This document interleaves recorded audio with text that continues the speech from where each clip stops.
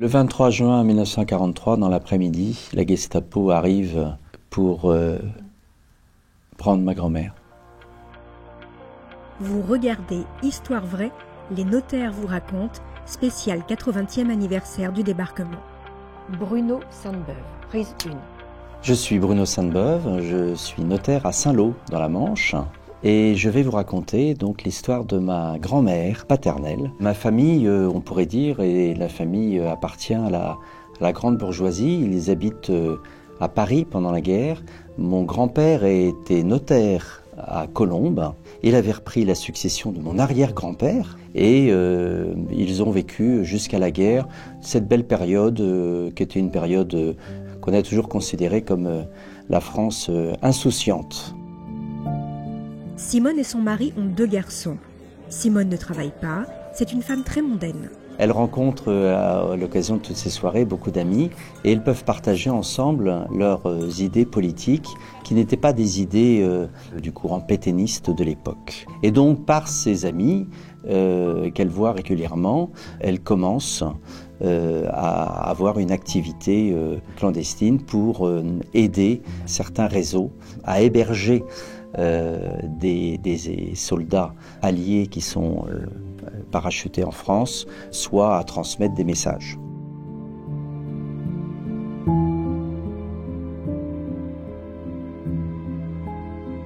Ma grand-mère Simone rejoint donc 3 réseaux. Le réseau Comet, le réseau Musée de l'Homme et le réseau Cahors Asturies. Donc le réseau Comet, c'est un réseau belge qui est chargé de recueillir les alliés ou les résistants grillés pour les rapatrier vers l'Angleterre. Donc elle est logeuse. Son rôle, c'est tout simplement de récupérer soit un soldat, soit un résistant, de le loger pendant 1 ou 2 jours, le temps de le confier à une autre personne qui les amèneront jusqu'en Espagne ou en Bretagne, jusqu'où ils rejoindront par la suite l'Angleterre. Aussi bien dans le réseau Asturies, là, elle a un rôle beaucoup plus mineur, mais aussi important certainement, puisqu'elle est tout simplement transmetteuse de messages.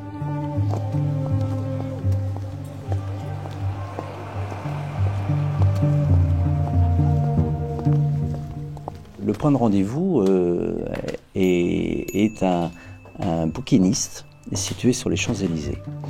Et ma grand-mère, comme ça, s'y rend régulièrement, des livres sous le bras.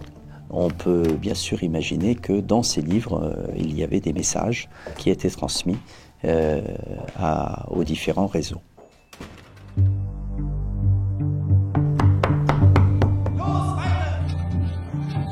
Le 23 juin 1943, dans l'après-midi, la Gestapo arrive au 45 rue Ampère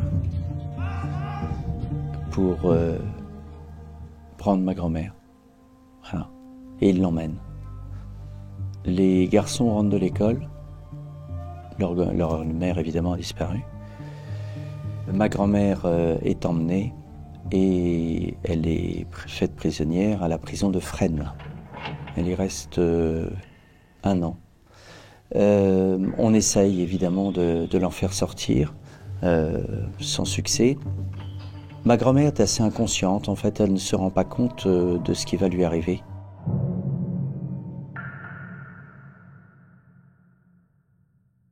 Il faut savoir que c'est vraiment à toute la fin de la guerre que ma grand-mère a été emmenée donc vers les camps de concentration. On est en 1944, en mai 1944, et alors mon grand-père, grand visionnaire, envoie mon cher père Hubert à côté de Bayeux. Voilà, c'est vrai que c'est un endroit en mai 44 qui pouvait paraître très sûr. Là, il faut imaginer au mois de mai 1944 un jeune garçon de 13 ans partant finalement pour les grandes vacances pour pouvoir courir dans cette grande propriété très agréable à côté de Bayeux. Eh bien arrive le débarquement. Évidemment, toute la famille se réfugie dans les tranchées aux abords de la maison. Toute la région est heureusement libérée. Donc mon père a été sur les jeeps, il a fait tout un stock de chocolat et de chewing-gum dans sa chambre. Il y avait la station de pompage, il y avait la salle de cinéma pour les unités américaines, il y avait la piscine dans la rivière pour tous les soldats américains. Donc à ce moment-là, c'est certainement une période assez insouciante.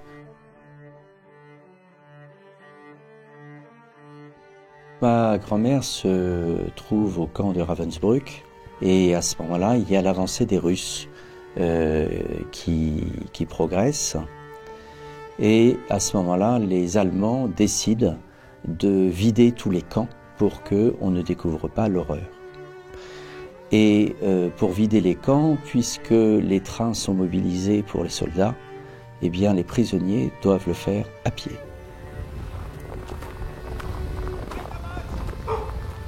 Ces convois de prisonniers marchent pour aller de camp en camp et essayer de s'éloigner de l'avancée des troupes russes. C'est ainsi que ma grand-mère, Simone, part de Ravensbrück pour aller à Mauthausen.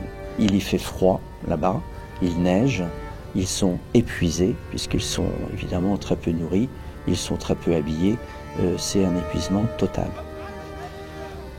Ma grand-mère Simone survit à cette épreuve difficile et les Russes avançant toujours, il faut de nouveau vider Mauthausen et à ce moment-là, ils sont envoyés à Bergen-Belsen. Et là, à Bergen-Belsen, elle disparaît.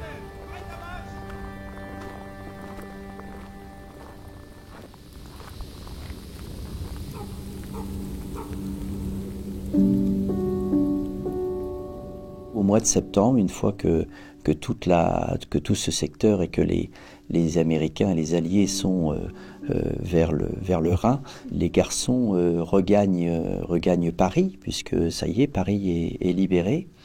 Quotidiennement, ils se rendent au Lutetia pour avoir des nouvelles de ma grand-mère.